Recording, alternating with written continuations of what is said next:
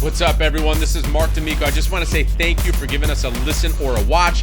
And please do not forget to rate, subscribe, or review us. We appreciate you giving us a listen.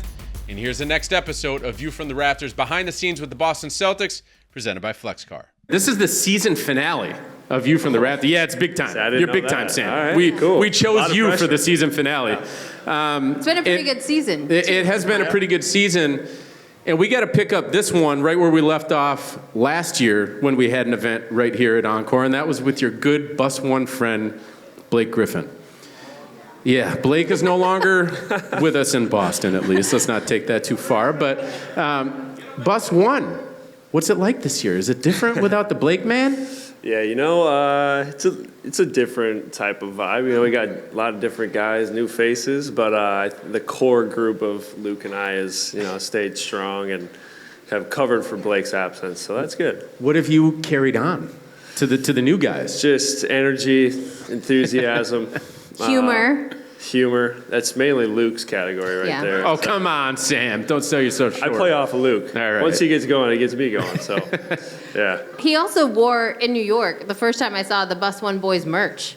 Oh, yeah. He said it was coming last year, and now we're finally seeing it. I think we got those sweatshirts in the Eastern Conference semis last year. Oh, man. It was late to the party, but it's all good. It's a good sweatshirt that we'll keep that one for a long time. Yeah. Abby, we got to make it available to the public. Yes. Because I think people would really. So we did. Raise your hand if you would buy Bus One merch. Yeah. See. So you need to talk to Allison then, because she's the one I think who had it all set up. Okay. We just received them. And wore them proudly. Yeah. Yes. You're not the only one up here that's had Bus One experience, though, Abby. A few weeks ago, been on there a couple times. she I know, I revealed got to on ride this it again. podcast. I will say the last one you're on, we were pretty quiet. It was pretty quiet. Yeah, the first one, though, was electric. Electric City on Bus One. Yeah. I think that was Miami, so maybe that's why a little bit. Warm weather brings that out of you sometimes. Everybody. Was that before or after the game? Before. Yeah, okay. Bus One, much before. But I will say, I think maybe the reason the last Bus One was pretty quiet is because it was 4.5 hours before the game in New York. Yeah, well, I mean, that's kind of typical Bus One. What do you do that whole time, usually in between? And why do you have to get there that early? Well, because if we take Bus 2, then we'll miss our shooting times. So Gotcha. That's not being professional. So yeah, we get there, we do our shooting time or get warmed up before our shooting time, maybe get on the treatment table with our trainer and maybe get a lift in, eat some food, and then honestly, time kind of flies when you're doing a lot of stuff, so you don't even really notice, and then it's game time before you know it. And when you're hanging out with the Stay Ready crew. Yeah, it's always good vibes. You mentioned it's a lot of new faces. How much pride do you guys take in that and the fact that you are able to be ready and perform when your number is called, whenever that is? Yeah, well, we have this group called the Stay Ready group, and we're usually on before practice starts for 30 minutes, just working on stuff together. And it's usually a simulation of what practice is going to be like. So we're basically practicing before practice starts, and it's been good ever since the trade deadline to bring up Xavier and Jaden up to speed and keeping guys sharp who don't get as many minutes or opportunities on the floor. So when their number is called, they're ready to go. So even though you are now a part of the regular rotation, you're still participating in those workouts? Yeah, not as much as last year, but definitely some of the times. Say I don't play as much one night, it's nice to get a little extra work in the next day and keep my legs fresh. This brings up a great point, though, Abby. I was just going to jump into it. You might maybe next year have to leave Bus One. If they ask you to go on Bus 2, what do you even say? Do you say, no, I'm staying on Bus 1, I'm Bus 1 for life? But the thing is, it's determined on when your shooting time is. So, the other day in New York, I definitely had the opportunity to go on Bus 2.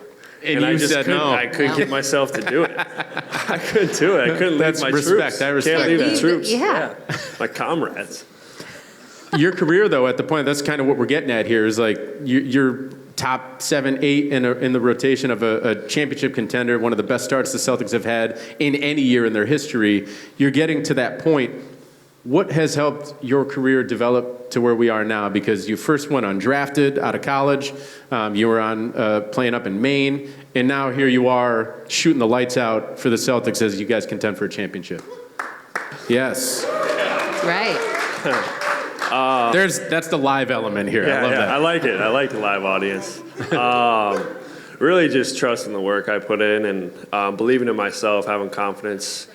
Obviously, you kind of get overlooked, for me, getting undrafted, you kind of get overlooked, but got an opportunity with the Celtics, and I think Brad Stevens saw something in me that maybe a lot of other teams didn't. So I tried to run with that, and Maine was the best thing for me that first year, just to kind of show what I could do and how I could help. And obviously, the next year I played a decent amount, and now this year playing a little bit more. So just trying to keep working and finding my role and how I can fit in with our just loaded roster of talent. And just it's tough sometimes, but you just kind of get in where you fit in. And that's the part of sacrifice and playing your role and starring in your role. You mentioned Brad there, and I've said this to you before. We've had a couple conversations about this, but your first year, I was standing outside the locker room, and you were also standing outside the locker room after a game. It was one of your games, you were up with the team, and you came in, end of game, and you were just like money. Cashed in a few shots. I don't remember what your shooting numbers were, but it was enough to have Brad come up to you and say, what you just did, coming off the bench cold and immediately drilling shots, he's like, not many people in the world can do that. That's like a real talent to have. At what point did you realize that you had something that not many people who ever touch a basketball can do? I mean, I always knew I could shoot from a younger age. Obviously, yeah, me too. Yeah. No, not I think there's still another step I can get to even to become like an elite shooter. So, but that's humble. I think you're up there. So, well, thank you. Yeah. But really, in practice, me and my coach DJ, and now this year I work with Coach Craig. But we do things like in the middle of the workout, we'll just stop and I go sit down for like a minute or two. Mm-hmm. Interesting. And then I'll just run out in the court and they throw it to me wherever and I got to make it. So just trying to simulate coming off the bench after resting a little bit and then getting thrown right back into a game. So there's definitely little things you can try to work on to do that type of thing when it's your role and your job. So because Sam, how hard is that? I mean, you grew up playing, I would imagine, one of the best guys on your team at probably every level until you got to the later stages of college, and you have the ball in your hands all the time. How hard is it to come in cold, not having touched a ball, out of rhythm, and then to knock down the first shot that is available to you? Well, I mean, my job is to be in rhythm no matter what. It's part of the gig, but it is tough. Like you said, I mean, every guy on our team was probably that person in high school and college with the ball in their hands a lot, and you can kind of work your way into a game. Right. But in my situation, I had to learn real quick that that's not the case. And usually when you touch the ball, it's either for a shot or you're going to pass it to the next guy, and that's kind of it right now, which is fine because that's kind of what my role is and how I can help this team win. So, but I mean, the Celtics have been looking for a sharpshooter for a long time. To find it. And here he is. Through the draft, through the G League, I mean, many different avenues. And what is the key for you to be able to do that? I mean, just kind of back to what I said, just trusting all the work I put in, and there's no reason to, have my confidence waver when I know all the hours and shots that I put up throughout my life. It's at this point second nature, so just trusting that and then not letting it waver, even though if I miss 10 in a row, which I think I've done this year. So, but the next game, I'll try to come back. I'm going to have to look that up. I don't believe that. There's been a couple games where it's been bad, but try to bounce back quick. That's the beauty of the NBA. There's always another game. Do you remember your high school stats? I don't know. Like percentages? Percentages? Come on, Sam. I know There's a reason why I'm asking you this. Do you know the answer? No, I don't. That's why I'm asking you. What kind of question was that to my question? I don't know. I do have a reason why I'm asking. I don't know so you don't career remember. percentage. Okay. I know it was probably, I know the one year. I know your junior year you shot above 50% from three. In high school? Yeah. Yes. Yeah, I think you're right. Yeah. Okay. So the reason I'm getting at this is because I started digging into your numbers, just, doing a little research for what we're doing tonight. So you do know the answer. No, I you were don't. also I don't. doing your job. No, Yeah. here's why. So not in any of his professional seasons or any of his college seasons has he ever shot below 40% from three. Never. So what I'm trying to get at here is when is the last time you did that? Has it ever happened? Because for a lot of people, that's the mark they're trying to get to, and you've literally been there forever. Yeah.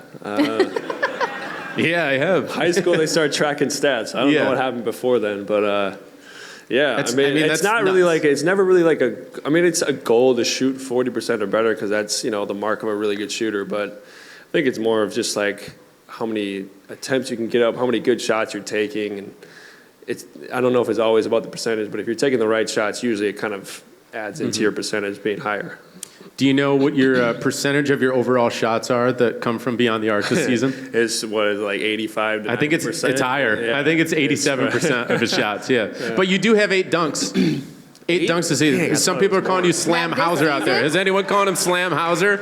Yeah. We do. Yeah, on NBC Sports Boston. Yeah. We do. And by the way, you're 8 for 8. You haven't missed a dunk. Yeah. I need a runway, so it's pretty wide open every time. Let's not leave the shot, though, because that's what you're known for in the league. How did you develop it? Because the arc, I'm sure some of the people out here realize, like, the arc on your shot is unique. It goes a little higher than we see from some of the other guys on the team. So how did you learn that? And, like, when did you start to realize, okay, that's my shot, that's my arc? Yeah, so honestly, like, I never really even thought about the arc. It just, I think just kind of that's how I shot it since I was young. But a lot of credit goes to my dad. He was a high school coach back in the day, and I was always going to practice, watching, and shooting on the mini hoop on the side and things like that. And he helped me along the way with my shot. And I had a growth spurt in high school where shot was looking a little funky, and he tuned it up a little bit. So a lot of credit goes to him for just like the foundation of it, and then just try to run with it from that.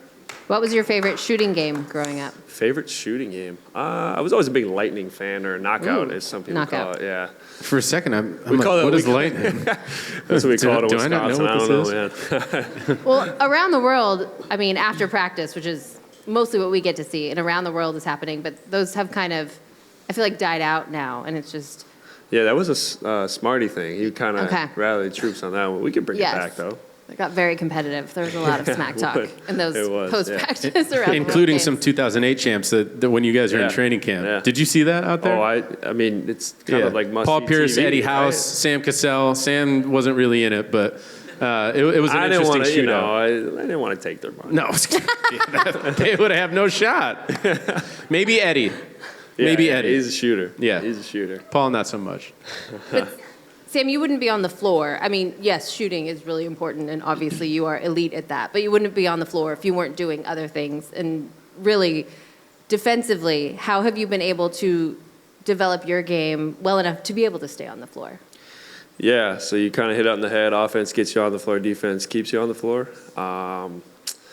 Yeah, I mean, obviously I get tested a lot in games, as you guys probably see. So kind of have to try to... They're like, where is Sam? All right, we're going there. Yeah. It never works, though. Yeah, so really just trying to take pride. And if they're going to continue to do that, try to make it as hard for them to score as I possibly can. And guys are going to make hard shots. The NBA, best players in the world. And it's tough not to hold your head down sometimes because... You play really good defense sometimes, and they make a shot that you're just like, well, what else could I have done? But if they're living on shots like that, then it's probably a win for our team. So I'm just trying to, just do that. Do you feel like you are still underrated on that end of the floor? I mean, I think I will be underrated my whole career, to be quite honest, just for because of who I am. Because I'm a white shooter in the NBA. So that's what I was getting at. I want to say it. Thank you, Sarah. He said it. I didn't. Yeah. Joe Mazzulla did crack a joke about it, though. So, we had a couple press conferences where Joe said, I can't talk about why Sam is underrated on defense. And then he said, forget it. It's because he's a white guy. It's just the way things go. It's the hard truth. You said that to me up top. You're like, I mean, it's kind of true. Yeah. It happens. So right? It is what it is. I'm sure tomorrow night when we play Luka and Kyrie, it'll be a lot of, where's Hauser? Oh, bring him up. Yeah, so see what happens. I'm sure you're gonna hold your weight. Yeah. How much of it, though, do you practice defense? How much of it is film study and just kind of knowing your opponent? Yeah, I think that's the bigger part of it is just playing percentages, knowing your opponent, watching film, trying to take away their tendencies, as we call them, and try to make them do something other than what they like to do best. And if we can force them to do that, then they're less efficient, which usually equals better defense for us. So, yeah. Well, let's talk about your other great friend on this team. Since Blake's not here to talk to us with you, Luke Kornet. I mean, you guys are like best friends. You go back. Oh, we got a who in the back. People love Luke Kornet. Yeah. How did this friendship get struck up? I know you guys were both in Maine together, but like, how did it get struck up, and why has it carried through so strongly that you guys are so close? Yeah, so obviously we were on the same G League team. We both got converted to a standard contract in the NBA with the Celtics on like the same, not the same day, but the same week. And, for the finals run that year, year, right? We I think we got converted at the trade deadline when we traded a bunch of guys and there were some open spots, and we were lucky enough we were lucky enough to be the guys called up. So it started in the G League. He's a pretty easygoing guy, easy to talk to, very open, and that's true. Keeps everything light, keeps it in perspective, and that's kind of what I respect most about him, is that he's never too high, never too low. And, in our conversations with him, he credits that season in Maine with really kind of helping him to change his perspective and the way he views the game, his role in it, and how he sees himself as an NBA player, as a career. What was that group like? Yeah, so he was coming off like a major foot surgery. Mm-hmm. So he was like, you could tell the first couple weeks of training camp in G League, he just trying to get his footing back underneath him. And literally. Even, yeah, no pun intended. But you could tell like each day he was getting better, each game he was getting better, and then kind of really show what he can do and how he could help the Celtics. And he's just a great locker room presence to have. You know, you love to have a guy like that around. He can sing too, right? He can hold a tune pretty well. I'm not gonna lie. He can play the piano too. Like, oh right, yeah. You know what he does even better? He hosts this podcast. Did everyone see the Luke Kornet podcast last? Oh, money. We're hoping that might happen again this year, but we shall see. Yeah, that's a late tease. We don't know if it's going to happen, but maybe Sam will be on for another episode. I would love to attend. When I think of Luke Kornet, especially his early years in the league when he was playing with New York, he was like a three-point shooter, like a 7 foot, what is he, 7'2", something like that, 7'1"? He's big. He was shooting threes when he came into the league. Now he's not shooting any, but I still have to ask, do you guys ever have three-point shootouts together? I don't ever shoot with him in a three-point Never, shootout. not even just for fun? I mean, no. Okay, all right. Simple as that. Yeah, but I mean, that's a testament to him, though. Like, he has completely transformed his game. Totally, I mean, his first 4 years, he was a shooter, stretch five, and now he's a glue guy, protector of the rim, good passer, screener, and doing all the little things that really don't show up on the stat sheet. So I think that's getting to your point of him kind of like acknowledging from the main staff and the Celtics staff, like, this is what's going to keep you in the league if you can do these things. Right. King of the follow, dabbing on him here in Chicago. Do you guys ever get on him about the celebrations? I mean, can we do what was it? Was it something like that? Dab. This one? Yeah. The butterfly one. Or do you offer him solutions? Other ones? No, like, would be possible. It's funny because they're just so random. Like, you just never know when they're gonna happen. It's true. All of a sudden he's running on the floor and he's like this. Like, where'd that come from? Even after he hits 2 free throws. And Luke calmly sinks it. First high five for Slam Hauser. Well, what he was doing. I don't know, man. I think he locked eyes with Jason Tatum. Luke's not laughing, but the whole bench is. Luke? Yeah. Like, I remember the Indiana game this year. I think as a team, we'd missed like 5 in a row, and he went to the line, and his first free throw he made, he just starts yelling, yeah! And he like deadpanned it too. And we're like, what's going on? Even the players on the other team were like, what's going on here? I'm like, that's not what I thought Luke Kornet is. And then he hit the second one and didn't. Yeah, and he just, I don't know what he did. Well, because I think everyone got it at that point. Like, oh, he's making fun of the fact that we weren't very good at the free throw line for a while. Yeah, but it was, okay, now it makes sense. He keeps it fun and easy. Yeah. There's not many guys in the league that do that, though. Like, in the middle of a game, like, that's what I used to do in, like, high school because I didn't really care. But, like, Luke is doing it in the middle of an NBA game. I'm not saying that Luke doesn't care. I'm just saying, like, you don't see people that lighthearted on the court in an NBA game. So how do you guys even keep your composure when he does something that crazy? Well, it's hard. Or you don't, yeah. We're on the bench when he does something like that. We kind of look at each other smirking, and it's we talk to him about it after, but it's hilarious in the moment. Yeah. How important is that for you guys? I mean, you're dealing with really high expectations, a lot of pressure on this group. Is it nice to have someone who can just kind of alleviate some of that? Yeah, I mean, he's like I said before, he's the salt of the earth, level-headed guy, always being appreciative and present in the moment, and he's just having fun with it at this point. That's a good way to put it. Yeah. Yeah. Can we get you to confirm if Luke does host another episode, will you be on? I'll leave that up to the host. Whoa! Marc, you know what I thought when I found out FlexCar was going to be our new sponsor? No, what'd you think? I don't know. I don't know what I thought. Neither did I, but then I went and checked it out. And? And it's basically a car subscription, and you choose the mileage package that fits you best, and that's it. Okay, Yeah, cool. it's honestly pretty cool. And it includes roadside assistance 24/7, car insurance, and maintenance. It's all included. In one bill? All in one bill. The only thing that is not included is the gas you put in the tank. And on top of that, it's cheaper. It's like 10 to 20% cheaper than buying or leasing a car. And what are you doing right now? I'm finding my next car. All right, well, if you're doing that, make sure you use the code RAFTERS, and you'll get 100 free miles when you sign up. Last year, I'm sure you all just said that you listened to it and you saw that Luke actually brought you some cheese from one of the nicest cheese stores in all of Boston, all of America, Target. Yeah. Sam sat down and he was like, "What, did you get this from Target?" And he was like, "Actually, yes. I was just there last night as where I got this cheese." Yeah, I was blindfolded. Yes, you were. Yeah, you said you got them right too, didn't you? I don't even remember that. I just remember saying they're from Target.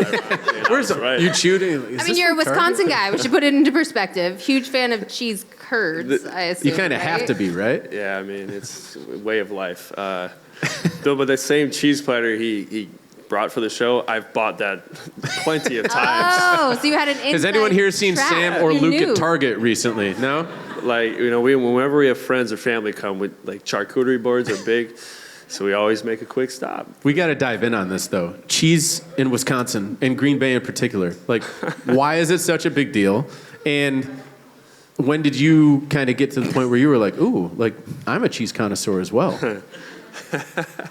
I'm following in the footsteps of my You forefathers. didn't know this was coming, did you? No, See that I didn't coming? think this was gonna. Yeah. Yeah, here we are. Yeah. I mean, we got a lot of dairy farms, so that's probably a big culprit of the cheese. Got a lot of milk. But when I was young, I really only liked like mozzarella sticks and like cheese curds, like deep fried. It's gotta be fried, Like yeah. the cold, hard cheese. It's like, yeah, I'm good. But then as I got older, you start. You matured. It's like age like fine wine. Yes. Yeah. Start aging like cheese. What's your current favorite? What's your go-to? Smoked Gouda. With anything in particular? We got some mean, you oohs could and get like ahs in the crowd. You get a little like like a little jam or a little honey that you put on it Yes. with like a nice cracker from Whole Foods or something like Yeah. A little bit of No, salt. it's Target, okay? that. They lack on the Don't cheat crackers. on Target. All they got is Ritz. There. I can't deal with the Ritz. We've gone sideways. Let's get back on track. You're in the middle of a season where you guys are, like we said, competing for a championship. Everyone in this crowd right now, everyone watching and listening, they're hoping for a championship. Yes, exactly. What's it been like playing with those expectations on your guys' shoulders? A coach once told me back in the day that pressure is a privilege. So, I mean, I don't think we would want to be in any other spot than we're in right now. So, with that comes a lot of responsibility and outside expectations, but we try to just focus on what our expectations are and what's being said in the locker room. So, Who was the coach? Huh? Who was the coach that told you? it was, coach back in the day. I forget his name. It was when you were young. You learned a Yeah. lesson. Yeah, exactly. And it's carried through Well, to your the NBA message career. stuck with you, which is Yeah, what that's is a good- important. exactly. So I mean, it's taking it day by time and treat every day as its own, and that's kind of how we're taking this approach with this final stretch here. How important is the mental piece? Because that's what Joe, I feel like, talks to us a lot about, is what, not necessarily the message he's giving you guys, but preaching that, every day it's about being the best that you can be and attacking every day. Mentally, how much of a challenge is that when you're going through the grind of the NBA season, especially when you're really pointed towards the horizon and the playoffs and a long championship run? Yeah. It's not always easy to stay present in the moment, but we've been trying. Obviously, we all have the end goal in our minds, in the back of our heads, and where we want to get to. But in training camp, I think Peyton said it in a meeting, and it was just like, let's just try to win every day. And I think that just rings really true with what we're trying to do right now, and trying to play our best basketball here at the last stretch so we can peak going into the playoffs. And I think we're on the right track right now. How different is this group? I mean, just look at our roster. Yeah. It's just, How about look at the standings? yeah, standing. Okay, like- currently, what is it, 8 games up in the East? It's nuts. Yeah, it's just, I mean, our top 6 guys, like, one, the amount of years combined that they have in the league is amazing.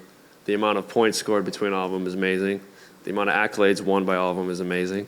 And they're only getting better as a unit. And us other guys, are like the bottom 8 guys. We're, trying to fit in and be a part of it. And that's one thing you just want to be a part of as a championship team. So, I mean, you try to do it any way you can. In the locker room, what is it like, the dynamic? It's great. We got a lot of easygoing guys. Kristaps and Jrue have been great additions, and Xavier and Jaden as of recently too. And nobody has too big of an ego. And I think a lot of people have had to sacrifice this year, and it's shown. And that takes a good man to do that. So a lot of us are sacrificing for the bigger thing in mind. We've heard the story about where the sacrifice came from, right? Like we publicly, at least, where the meeting happened. We're going to call it the meeting with the top 6 of like, someone's going to have to come off the bench. And it was like, everyone was like, I'll do it. Even Jason said it, and people were like, no, you're not coming off the bench, Jason. Like, that's a lie. That's a flat out lie. But like that level of sacrifice that we've seen since the very beginning, like how did that impact where you are now months later of like seeing at the very beginning that guys like Jrue, guys like Kristaps, and by the way, Kristaps is taking, his usage rate is way down from where he was last year or any other year in his career. He's just still managed to be awesome in the shots and the usage rate that he's And getting. all he does is smile. Yeah, all he does is smile and love these Yes. people. Like he loves the energy from the Celtics fans. Good. But yeah, that back early in the season, like on that first few days of training camp or whenever it was that decision was made of who was coming off the bench, and that's Al. That level of buy-in, how did that impact where you guys are now? Yeah, I mean, when your top dogs are willing to do something like that, it's just a trickle effect down to everyone else, and that's inspiring. And I mean, did Jason really mean it when he wanted to say he's going to? But I mean, He said he would do if it Joe for a told game, him, I part of me wishes Joe did say, yeah, JT, you're coming off the no, bench. I'm just messing. JT is a selfless person, and I don't doubt that he said that. But obviously, he's not going to come off the bench. Yeah. But I mean, when you got guys who have, like Jrue just came off winning a championship. What is that? 2 years ago now.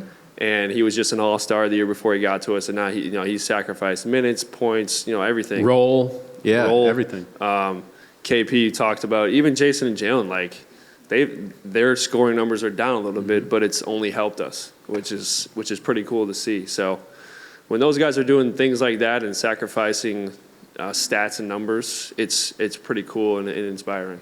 Abby and I spent a lot of time around guys like Eddie House and Paul Pierce and Brian Scalabrine, more than you guys get to like interact with them. But every time we talk to them, they always point back to Rome, when they went out to Rome in training camp, and like that's when it all started. At what point in this year's training camp, because Wick Grossbeck came out after training camp, actually I think it was during training camp when we introduced Jrue, and Wick was like, I've been watching the practices, and it's like at a different level this year, like the level of intensity, the level of concentration. So at what point during that training camp did you realize, like, okay, we've reached another level?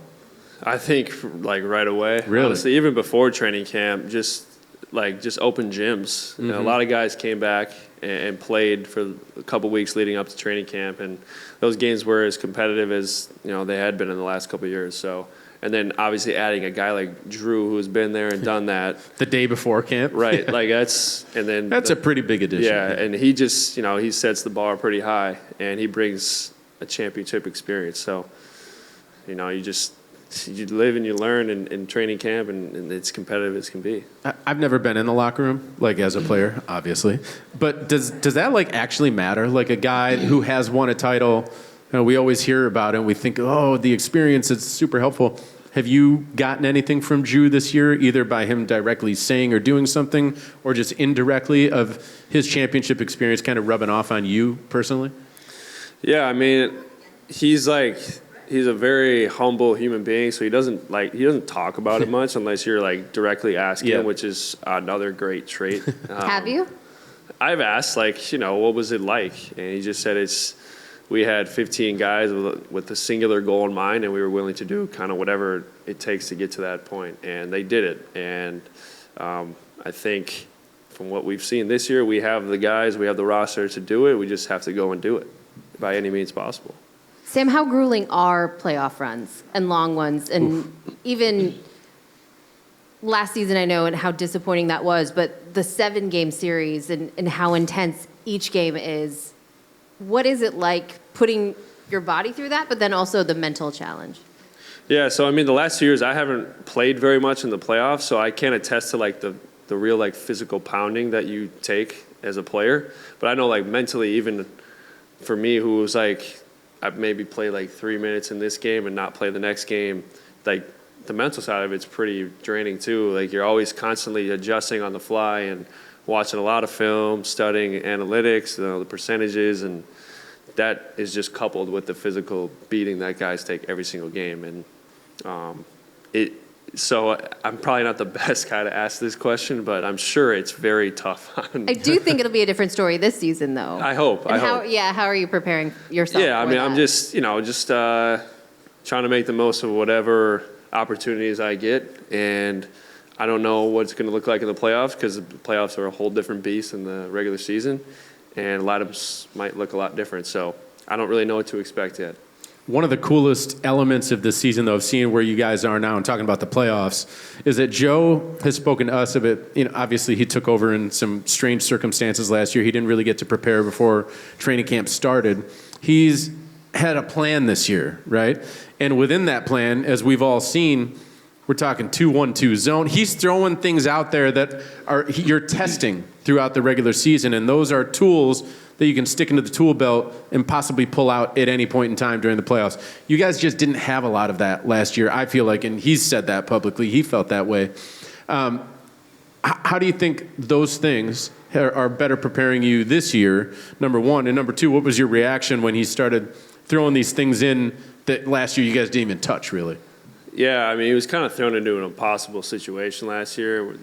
2 days before training camp, he's named the head coach and can't really get his footprint on the organization about how he wants to run things and do things. But this past summer and preseason, he made it a point to really ingrain what he wanted us to be, and he's done a great job in throwing curveballs like a zone, a full court press. If you look at teams the Miami Heat, they do a good job of switching things up, and they've had a lot of success doing it. And I think we kind of needed a curveball to go to just to break the rhythm of a game for maybe 30 seconds or a minute, just to maybe try to shift back momentum. So obviously we tried some things out this year. Some things have even worked. Some lineups have looked like some what is he doing? Oh, he's just experimenting. Crazy in real time. Not everything's going to work, but that's kind of why you experiment throughout the season to figure out kind of what you want to do.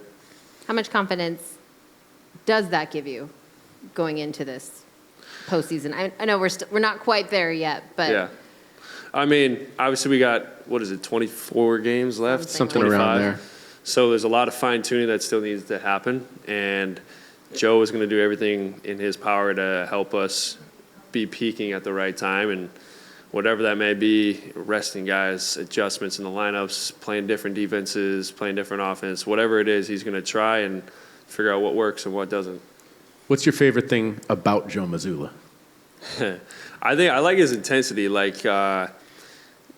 We play a lot of games. Doesn't matter, though, if it's a back-to-back or fifth game in 7 nights. He expects you to show up and play and play hard. And even when we're up by 30 and guys check in at the end of the game that don't play much, he's coaching them like it's the middle of the fourth quarter and it's a tie game. And I really respect that about him. That means he really truly cares about 1 through 17, and that's a pretty cool thing to be a guy that sometimes is in at the end of the game like that, and you're still being coached because a lot of coaches might just sit down and mail it in like, oh, we won. Yeah. So it's cool. You talk about him kind of throwing curveballs this year. Did you ever play baseball growing up? I did. Could you hit a curveball? I didn't play to the age where curveballs were really a thing. Yeah. I stopped in like 6th or 7th grade. I couldn't hit a curveball for the I life of don't me. think Fastball, don't throw it to me. But curveball, all day. Reason I ask is because we have a curveball for you right now. All right. Can you try to hit it? Yeah. Okay, all right. We have some surprise fan questions that we have had submitted. Right. So you just lean forward and look back at the screen. We're going to fire them up one at a time. Here's the first one. Sam, I first of all want to say congrats on the baby. Congrats. What was the moment when you first felt like you had made it? And like what was that, and how did you kind of know or feel like you were, you had made it for real? She's in the crowd too. Thank you for shouting. Yes, love it. My wife is doing better. She's feeling better. That's awesome. We're about 13 weeks in, so it's pretty cool. Yeah. Woo! Congrats. Almost through the first try. No, you're way past. Just pass it. All yeah. right. Baby boy.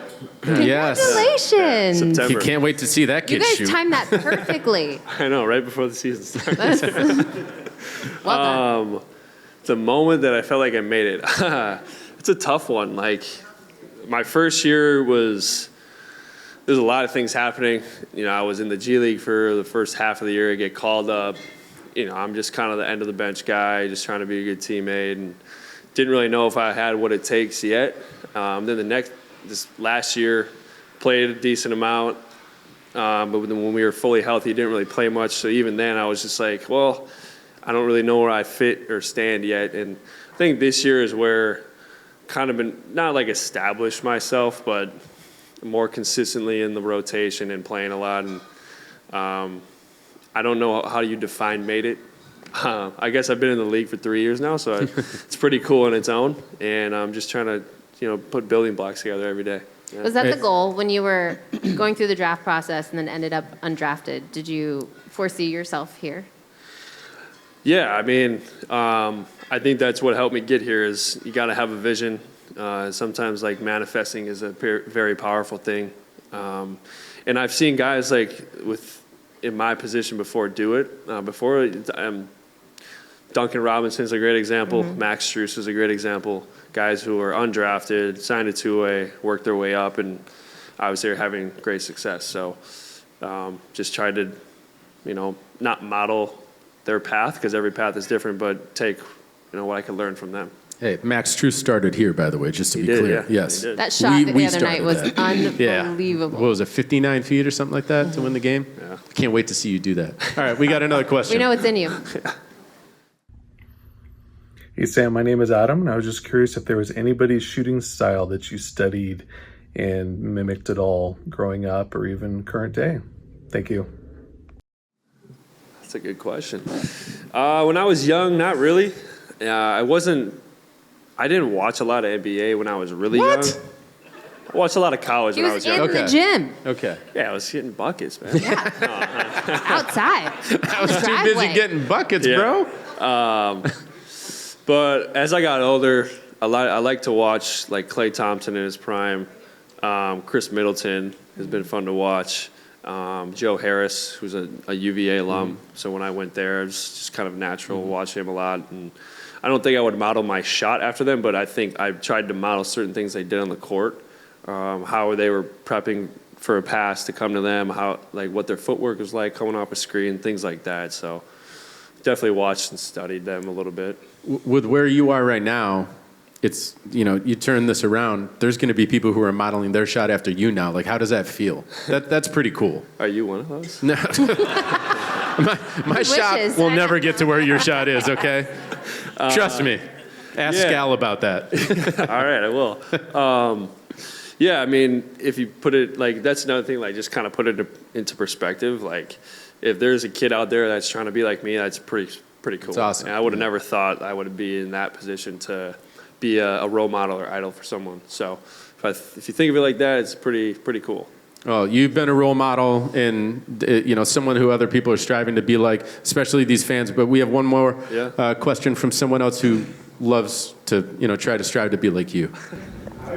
Hey Samuel, it's your teammate Luke Kornet. My question is, other than the Boston Celtics, of course, what was your favorite team that you've played on, and what else do you have to say about the 21-22 Maine Celtics? That was perfectly due. You did mention that. I don't know if you peeped, but his Portland Sea Dogs. Pretty nice. That was also my locker. The devil's in the details. It's also my locker. So, he didn't have permission to open the doors. No. Okay. His hat. Favorite team to play on? The 21 Maine Celtics were definitely in the mix. My last 2 years of high school, we won the state championship, and those teams were pretty fun. I got to play with my brother in high school for 2 years, or those 2 years specifically.